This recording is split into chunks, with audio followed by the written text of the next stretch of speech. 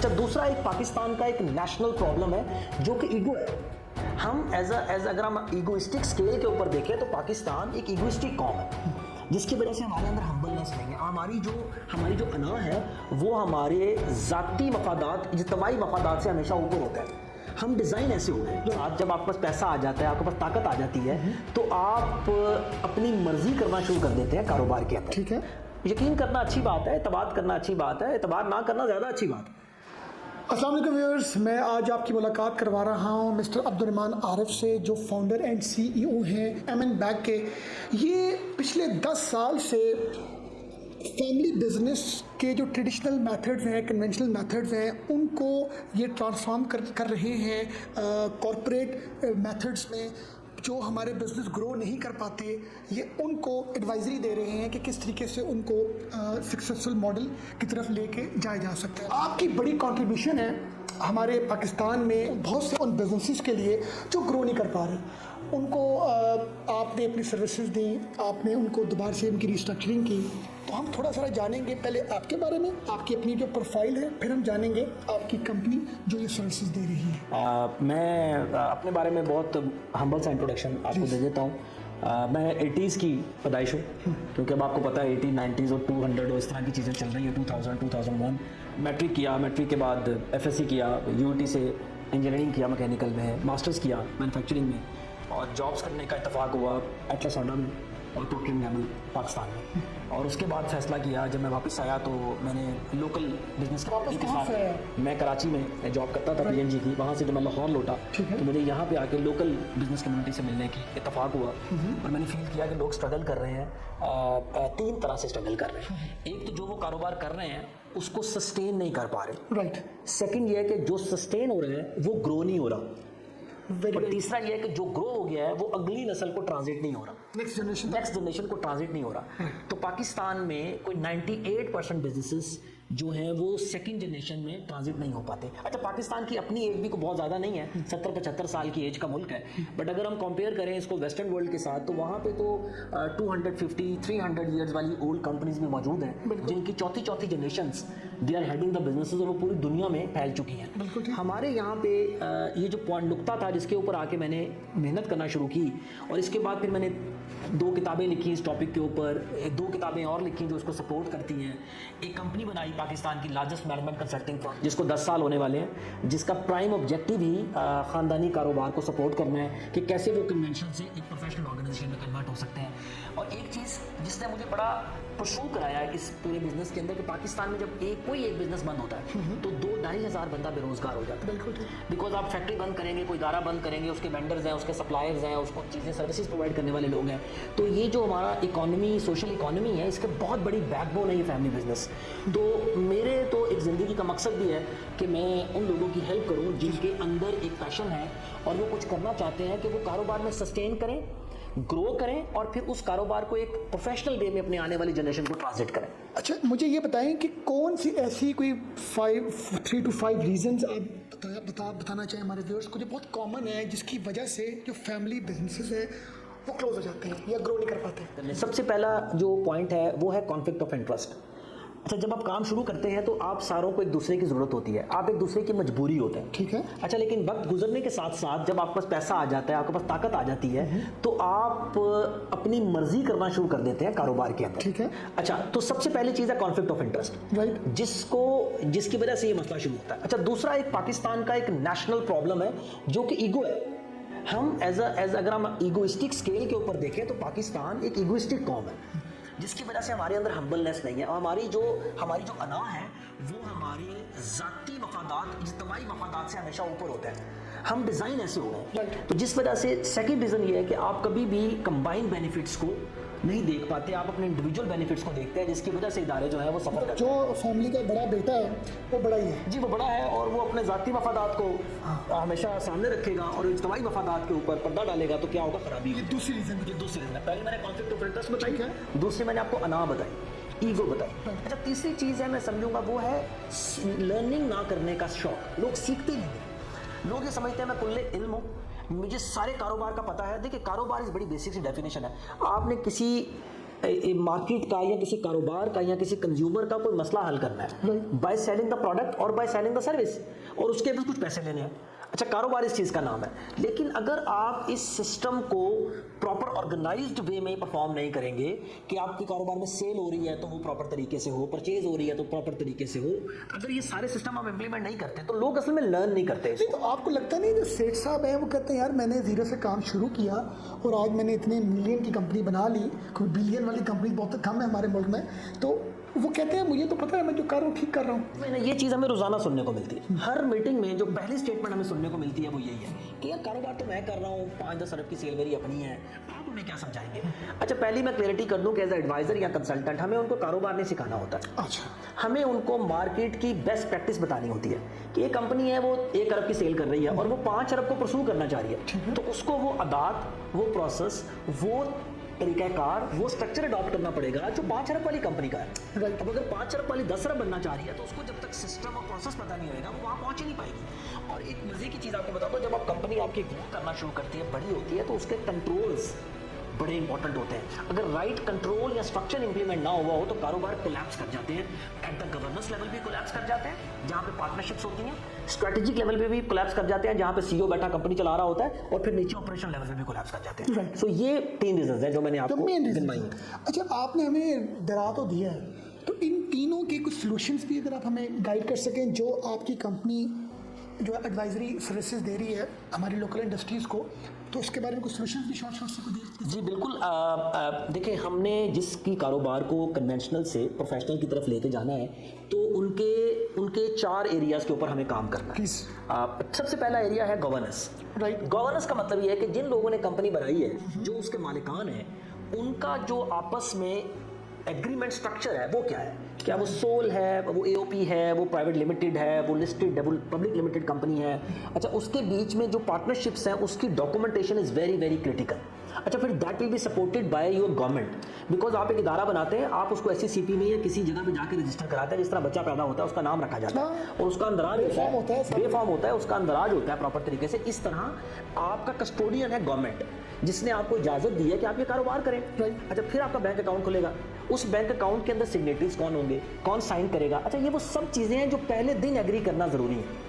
अगर आप ये चीज़ें एग्री नहीं करते तो बाद में क्या होता है, जो थोड़ा तेज़ होता है वो फ़ायदा उठाता है अपनी तेज़ी का, और जो ट्रस्ट कर रहा होता है, यकीन करना अच्छी बात है, एतबार करना अच्छी बात है, एतबार ना करना ज़्यादा अच्छी बात है।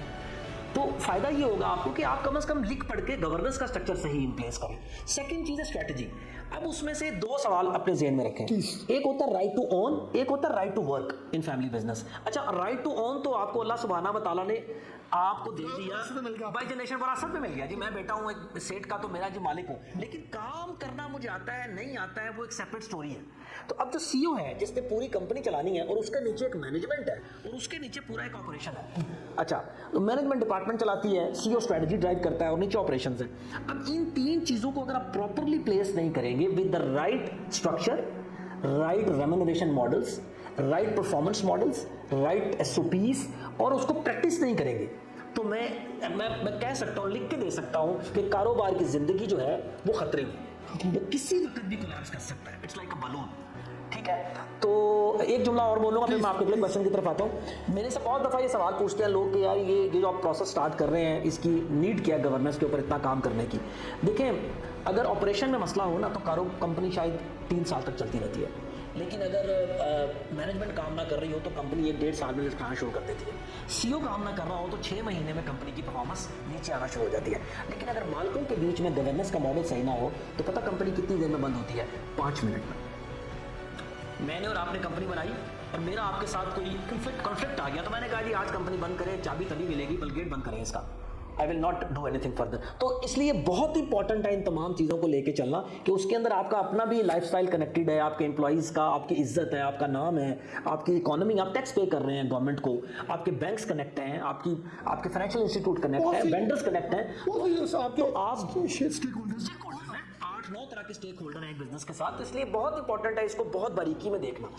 अच्छा, मुझे बताएं कि एक जो सेठ साहब है, क्योंकि ये सेठ साहब की जो एक टर्म है वो बड़ी पॉपुलर टर्म है, हाजी साहब, सेठ साहब, मियां साहब, तो मुझे बताएं वो मियां साहब जो है वो MN बैग आपकी जो फर्म है उसको क्यों एंगेज उनको उसको क्यों हायर करेंगे, एंगेज करेंगे यार कि आके हमारे ऑपरेशंस या हमारे सिस्टम्स को जो है वो प्रोफेशनल तरीके से डिज़ाइन करो, तो क्यों वो आपको? अच्छा, एक तो चीज़ है कि जो एंटरप्रेन्योर होता है ना, फॉर एग्जांपल अगर तुम पहली जनरेशन है, अच्छा अल्लाह ताला ने बहुत सारी खुदादा सलाहियतें दी होती हैं एंटरप्रेन्योर को, वो बहुत सारी चीज़ें खुद कर रहा होता है अपने मसल्स के साथ।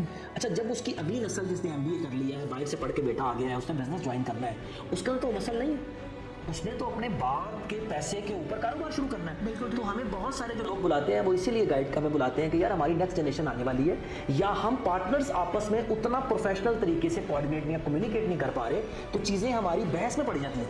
हमने कभी फॉर्मल बोर्ड मीटिंग नहीं की, हमने कभी फॉर्मल अपनी बोर्ड मीटिंग के एक्शंस को ट्रैक नहीं किया, हमने कभी फॉर्मल फाइनेंशियल रिव्यू नहीं किए, हमने कभी फॉर्मल स्ट्रैटेजी नहीं बनाई। अगर ये सारी चीज़ें फॉर्मल नहीं है तो फिर इदारा चल तो रहा है लेकिन वो एक्चुअल में आपकी मूड पे चल रहा है, आपकी तबीयत पे चल रहा है। तो इसलिए हमें बहुत सारे लोग इसलिए बुला, जो लोग समझ आते हैं या जिस बिजनेस के अंदर कोई एक आधा लीडर होता है वो ये परसीव कर रहा होता है कि यार अब माशाल्लाह अब हम ग्रो कर गए हैं, अब हमारी नंबर ऑफ ट्रांजैक्शंस बढ़ गई हैं, हमारे एम्प्लॉइज बढ़ गए, हमारा रिस्क बढ़ गया है कि हम बड़ा जहाज बन गए, अब अगर जहाज लगेगा तो लॉस कितना होगा। तो इसलिए they are always try to mitigate the risk, to sustain the business, grow the business and they want to transfer to the next generation. तो इन तीनों टॉपिक्स के लिए लोग हमें बुलाते हैं। नॉर्मली हम ये देखते हैं ना कि मियाँ साहब जब वफात पाते हैं तो कंपनी भी वफात आ जाती है। हाँ, बिकॉज उसका जो एसेट ट्रांजिशन मॉडल है वो डिसाइड नहीं है ना, सक्सेशन प्लानिंग प्रॉपर है ही नहीं। अच्छा, जो जायदाद है आपकी वो तो डेफिनेटली शरीयत के उसूलों के मुताबिक ट्रांजिट हो जाएगी, प्लॉट्स हैं, गाड़ियाँ हैं, घर है, वो तो बेटों या बेटियों को मिल जाएगा। अच्छा, जो कारोबार है उसमें अंदर 3 बेटे घुसेंगे, उनका रोल डिफाइन नहीं होगा, कौन CEO होगा, कौन डायरेक्टर फाइनेंस होगा, कौन डायरेक्टर सप्लाई चेन होगा, बेटी क्या करेगी अगर बेटी भी शेयर होल्डर है। अच्छा, ये सारी चीज़ें कहीं डिस्कस नहीं होती। इसके लिए there is a proper document which is called family constitution, जो MNBAC पिछले कोई 10 साल से लिख रही है। Family constitution and business governance constitution, ये 2 डॉक्यूमेंट बनते हैं मल्टीपल डिस्कशंस के बाद। अच्छा, कागज़ की कोई अहमियत नहीं है। अस्तान भी बड़ी मजे की बात है कि उस प्रोसेस जिसमें से हम उनको गुजारते हैं वो सारी चीज़ें जो बार बार टेबल पे आती हैं, आपस में पॉइंट ऑफ व्यू डिस्कस किए जाते हैं, दिल की बात निकाल कर रखी जाती है, फिर डॉक्यूमेंट की जाती है। अच्छा, आपने प्रोसेस की बात की, हम ये जानना चाहेंगे कि हमारे व्यूअर्स को बड़ा शॉर्ट सा प्रिसाइज सा बताएं कि आपका प्रोसेस क्या होता है। तो हम गवर्नेंस पे काम करते हैं, गवर्नेंस से इंस्ट्रक्शन निकल के CEO के पास आती है जो प्रॉफिट एंड लॉस और ग्रोथ का ऑनर है, उससे निकल के फिर नीचे डिपार्टमेंट हेड्स के पास आती है जो अंडरस्टैंड करते हैं कि हमने डेली के ऑपरेशन कैसे चलाने हैं, and then things will be executed on the floor and then you know the value addition will be done and things can be sold to the market. तो दैट्स द होल प्रोसेस। इसमें आपको लगता नहीं है कि एक company के secrecy issues भी होते हैं, वो कंपनी के यार कि मैंने MNBAC को क्यों एंगेज करना है, मेरे अपने पर्सनल सीक्रेट्स हैं, कंपनी की अपनी मतलब बड़ी इंपॉर्टेंट इन्फॉर्मेशन है, हम क्यों एक आउटसाइडर एक कंसल्टेंट को दें, इस वाले से आपको लगता है? इसमें नॉर्मली जो ग्लोबल मेथड्स हैं हम भी वही फॉलो करते हैं। हम नॉन डिस्क्लोजर एग्रीमेंट साइन करते हैं, हमारे रिटर्न एग्रीमेंट्स होते हैं कंपनीज के साथ। हमारे कंसल्टेंट्स की वैल्यूज़ और हमारी वैल्यूज़ ऐसी होती हैं कि हम किसी भी एक कंपनी का डाटा दूसरी कंपनी के साथ कभी भी शेयर नहीं करते हैं। इवन मैंने आपको छोटी सी बात बताता हूँ, मैंने 10 साल से रिक्रूटमेंट नहीं कर सका because I don't want to share the resources of the one company with another, because I am connected with every person जो भी मौजूद है मार्केट में। तो हम लोग नॉर्मली इसको भी अवॉइड करते हैं कि यार रिसोर्स हो गया, इन्फॉर्मेशन हो गया, तो ये सब चीज़ें आप समझें कि जो कंसल्टेंट्स और जो चार्टर्ड अकाउंटेंट फर्म्स होती हैं वो टेक्निकली इस स्टैंडर्ड पे होती हैं कि they can not share the data, और यही ट्रस्ट होता है ऑनर्स का। जैसे हेल्थ से रिलेटेड हमें कोई इशू होता है तो हम डॉक्टर को कंसल्ट करते हैं, हमें नीड फील होती है हम कि यार चेक करवाना चाहिए, हमें कोई लीगल प्रॉब्लम आता है तो हम लॉयर के पास जाते हैं। मगर जिस बिजनेस मॉडल के ऊपर जो है MNBAC आपकी कंपनी जो सर्विसेज दे रही है, इसकी ज़रूरत एक मियाँ को कब नीड फील होती है, ज़रूरत कब उसको होती है, क्योंकि उसका काम तो चल रहा होता है। अच्छा, बड़ा इंटरेस्टिंग क्वेश्चन है ये। मैं इसको मिसाल से समझाता हूँ। प्लीज़। जब आप साइकिल चलाते हैं तो आपके पास क्या होता है, 2 पैडल होते हैं, 2 ब्रेक्स होती हैं और एक वो घंटी होती है छोटी सी, और आप मज़े से साइकिल चलाते हैं। जैसे आप बाइक पे बैठते हैं तो क्या होता है, तो स्पीड तेज़ हो जाती है, मीटर लगा हुआ है, आपने हेलमेट भी पहनना है, आपने क्लच दबाना है, ब्रेक दबानी है, तो कुछ कंट्रोल्स बढ़ गए। क्यों बढ़ गए? क्योंकि आपकी स्पीड बढ़ गई और आपका रिस्क बढ़ गया। राइट। इसी तरह जब आप गाड़ी में बैठते हैं तो क्या होता है, गाड़ी की स्पीड और तेज़ होती है, उसके कंट्रोल्स और ज़्यादा होते हैं, फ्यूल भी पड़ा होता है, पीछे इन्वेंट्री भी ज़्यादा होती है, आपके पास देखने के लिए पैरामीटर्स भी ज़्यादा हैं, उसकी मेंटेनेंस भी ज़्यादा चाहिए आपको, बिकॉज आपने 1000 किलोमीटर ड्राइव करके जाना है। राइट। सो आपका risk of life and the risk of travelling has increase. आपको कंफर्ट भी चाहिए बिकॉज आपने लंबा सफ़र करना है। तो इसी तरह अगर आप जहाज़ के कॉकपिट में बैठ जाए तो आप ज़रा ऊपर ध्यान लगाएं तो आपको पता लगेगा यार 2000 बटन लगेगा, क्योंकि द रिस्क ऑफ 500 लोग जो पीछे बैठे हैं, जहाज़ की अपनी कॉस्ट बिलियंस में है। तो this is exactly where the need comes, कि जब बंदे को पता लगता है कि मेरे कारोबार की स्पीड और मेरे कारोबार का साइज इतना बड़ा हो गया है कि मेरे पास कोई कंट्रोल्स नहीं है जिससे मैं कारोबार को चला सकूं। मेरे गवर्नेंस कंट्रोल वीक है, मेरे management and strategic control weak है, मेरे ऑपरेशनल कंट्रोल्स वीक हैं। तो तब उसको हमारी याद आती है और तब हम जाके कनेक्ट होते हैं। तो हम आप समझें कि एक मोटरसाइकिल वाले ने गाड़ी कैसे ड्राइव करनी है और एक गाड़ी वाले ने प्लेन कैसे ड्राइव करना है, that's the whole mechanism that we will give it. Excellent. जी ये बताइए कि जब कोई भी बिजनेस ट्रांसफॉर्म होता है एक नेक्स्ट जनरेशन को, तो उसमें क्या कोई बड़ा चैलेंज आपको लगता है फेस करना पड़ता है? हाँ, अच्छा, ये सफ़र थोड़ा पहले शुरू हो जाता है जब बच्चे ने ए लेवल ओ लेवल इंटर कर लिया, क्योंकि बिजनेसमैन के बच्चे नॉर्मली पढ़ ही रहे होते हैं या पाकिस्तानी यूनिवर्सिटी में पढ़ते हैं, यहाँ कहीं बाहर से पढ़ के आते हैं, उनको भेजा जाता है बाहर पढ़ने के लिए। तो जैसे ही वो यूनिवर्सिटी में एंटर होते हैं ना, सबसे पहली चीज़ ये है कि उसी लेवल के ऊपर आपको डिसाइड कर लेना चाहिए कि मैंने बच्चे से करवाना क्या है। अच्छा, बिजनेसमैन की फैमिली ये बच्चे को बिल्कुल नहीं छोड़ सकती है कि आपका जो दिल करे कर लो, ऐसा पॉसिबल नहीं है ना। बिकॉज मेरी एक गारमेंट की फैक्ट्री है, तो मैं अपने बेटे को म्यूजिक सिखा दूँ और उसके बाद when he come to my company तो वो कपड़े तो नहीं बनाएगा ना मेरे लिए। तो प्रैक्टिकली हमें माइंड मैपिंग करनी पड़ती है कि मेरा केमिकल का प्लांट है तो मैं अपने बच्चे को पीएचडी केमिस्ट्री करा दूं या मैं उसको केमिकल इंजीनियर बना दूं। तो थोड़ा सा आपको माइंड मैपिंग करनी पड़ती है बच्चों के साथ ताकि वो रेडी हो सके टू ज्वाइन। अच्छा, एक तो पहला प्रॉब्लम ये होता है कि बड़े को ये अंदाजा ही नहीं है कि मैंने सक्सेशन करनी है, तो सोचता नहीं है उसके बारे में। वो कहता है जी एक दिन ही मेरे साथ उठेगा, दफ्तर जाएगा, आना जाना शुरू करेगा तो बस चीज़ें जो है हैंड ओवर हो जाएंगी। अच्छा, जो बच्चा है वो ये महसूस नहीं कर रहा कि मैंने कब रेडी होना है, तो जो रेडीनेस का अलार्म है ना वो दोनों को रेज नहीं हो रहा। तो सबसे पहले इंपॉर्टेंट ये है कि जैसे ही बच्चा अपना इंटर क्रॉस करे आफ्टर 12 ईयर ऑफ एजुकेशन, उनको हमें बताना शुरू कर देना चाहिए कि what exactly their role in the business. एक और काम हम क्या करते हैं, जब हमारा कारोबार स्ट्रक्चर नहीं होता तो हमारे बच्चों ने जब आना होता है तो उनकी पोजीशंस भी नहीं होती। अच्छा, वो आते हैं, वो आके फिरते रहते हैं इधर उधर, उनको पता भी क्या करना है। बिकॉज जब आप स्ट्रक्चर डिफाइन करेंगे तो आने वाले बच्चों के रोल्स आप प्री अलाइन करके रखेंगे कि मैंने इनको किन किन रोल्स में लेके आना, उनका रेम्युनरेशन क्या होगा, उनकी सैलरीज क्या होंगी, उनको गाड़ी कौन सी मिलेगी, वो लाइफ कैसे गुजारेंगे, उनके पास अथॉरिटीज क्या होंगी। अगर आपने चीज़ें अलाइन की हों तो then the transitions can be. Excellent, excellent. जाते जाते हमारे व्यूअर्स को क्या मैसेज देना चाहेंगे जी? ऑब्वियसली फैमिली बिजनेस प्रॉब्लम्स को हम डिस्कस कर रहे हैं, उस हवाले से क्या? जी, मैं ये कहूँगा कि पाकिस्तान में जितने भी लोग जॉब कर रहे हैं डेफिनेटली वो भी किसी न किसी बिजनेस के अंदर जॉब कर रहे हैं, तो वो कनेक्टेड तो है किसी न किसी तरह कारोबार के साथ। इसी तरह जो खुद बिजनेस चला रहे हैं वो तो ऑलरेडी कनेक्टेड है, और सिमिलरली जो सर्विसेज देने वाले इदारे हैं, बैंक्स हैं, आपके वेंडर्स हैं, आपके रेगुलेटरी अथॉरिटीज़ हैं, हर चीज़ अल्टीमेटली किसी न किसी बिजनेस के साथ कनेक्ट है। Right. तो मेरी आप सब लोगों से ये गुजारिश है कि इस इशू को रियलाइज़ करवाएं ताकि लोगों को नीड महसूस हो कि हमने अपने बिजनेस को प्रोफेशनलाइज करना है। आप देसी तरीके से कारोबार नहीं चला सकते, एक लेवल पे जाके आप फ्लक्चुएट करेंगे, कारोबार टूटना शुरू हो जाएगा। और एक बड़ा कारोबार जब छोटे 3 कारोबारों में टूटता है तो उसकी बाइंग पावर खत्म हो जाती है, उसकी पावर ऑफ नेगोशिएशन खत्म हो जाती है, उसकी बैलेंस शीट छोटी हो जाती है, उसकी एम्प्लॉइज की पावर खत्म हो जाती है, आपकी पावर ऑफ पेमेंट खत्म हो जाती है, तो आपका बिजनेस नहीं उठेगा। तो मेरी रिक्वेस्ट है कि इसको खुद भी डिस्कस करें, आपस में डिस्कस करें और किचन मीटिंग करने के बजाय एक फॉर्मल मीटिंग करने की कोशिश करें। बिकॉज मैं जब भी देखता हूँ लोग हम तो बोर्ड मीटिंग चलते फिरते कर लेते हैं। अच्छा, तो वो चलते फिरते मीटिंग नहीं होती है, वो एक्चुअल में आप अपना भी टाइम ज़ाया कर रहे होते हैं, अगले का भी ज़ाया कर रहे होते हैं और लिखते नहीं हैं। तो अगर आप लोग कुछ कर रहे हैं और लिखना शुरू करें तो you already feel the need of a change. And there is only one thing, you know, that is constant nowadays, that is change. So you have to change yourself, you have to absorb these concepts and start working with the people और उन लोगों का भला करें। Because वो लोग बेचारे मेहनत भी कर रहे हैं, पैसा भी लगा रहे हैं, एफर्ट भी कर रहे हैं और फिर वो अनसर्टेनिटी का शिकार है। Right. तो मैं ये रिक्वेस्ट करूंगा सबसे कि ये इन लोगों को रियलाइज कराएं और इस पर काम करें। चलिए, थैंक यू वेरी मच। बहुत शुक्रिया जी। अल्लाह पाक आपके सफ़र में आपको कामयाब करे जी। Thank you very much। आपने बड़ा अच्छा गाइड किया और ये जज़ाकल्लाह। बहुत इंपॉर्टेंट टॉपिक है हमारी बिजनेस पाकिस्तान बिजनेस कम्युनिटी के लिए, स्टार्टअप्स के लिए, सबके लिए।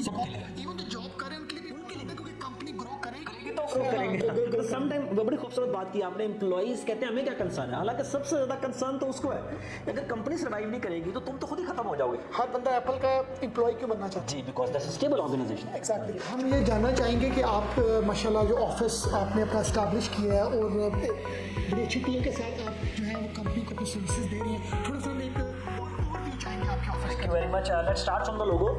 As we are working on 3 areas, you know, the sustainability, growth, and generational transitions, and we are partner for the coming generations. This is exactly what we are doing. आइए अंदर ये आइए। आपका रिसेप्शन जी, हमारा रिसेप्शन है, आ जाए आप। ये हमारा ईटिंग प्लेस है जहाँ पे लोग खाना वगैरह खाते हैं। ये हमारे पास डेडिकेटेड मीटिंग रूम्स हैं। ये आपके स्टाफ के हैं जी, ये मीटिंग रूम्स हैं जहाँ पे जब क्लाइंट्स आते हैं हमारे पास तो हम उनको प्रॉपर तरीके से यहाँ पे उनके साथ डिस्कशंस करते हैं। और आ जाए, ये आपकी क्लाइंट्स मीटिंग। जी, हमारी क्लाइंट मीटिंग्स हैं, दिस इज ऑल मीटिंग। और हर रूम के बाहर कुछ नॉर्म्स लिखी हुई हैं जिससे आप ये अंदाज़ा लगा सकते हैं कि इस कमरे में क्या होना चाहिए। एग्जाम्पल अगर आप ये रूम देखें तो be short and sweet, be honest and open, just decide and do. So हमने कुछ नॉर्म्स रखने की कोशिश की है जो कि लोग फॉलो करते हैं यहाँ पे।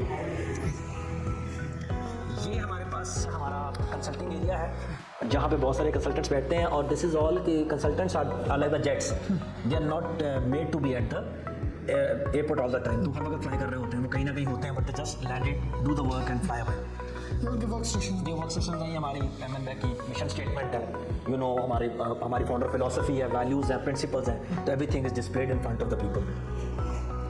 आइए, so this is the area जिसको हम आइडिया लाउंज बोलते हैं, और ये जो आइडिया लाउंज है यहाँ पे लोग यू नो खेलते हैं और हम इंजॉय करते हैं। So we make the mode of the office is very light, कि लोग स्ट्रेस कम होनी चाहिए और काम ज़्यादा होना चाहिए। सो this is the overall concept of this office. चलिए, थैंक यू वेरी मच। आपने बड़ा अच्छा हमारे से सेशन हुआ आपका, बहुत शुक्रिया जी, चलो थैंक यू। व्यूअर्स आपने भी देखा, थैंक यू वेरी मच।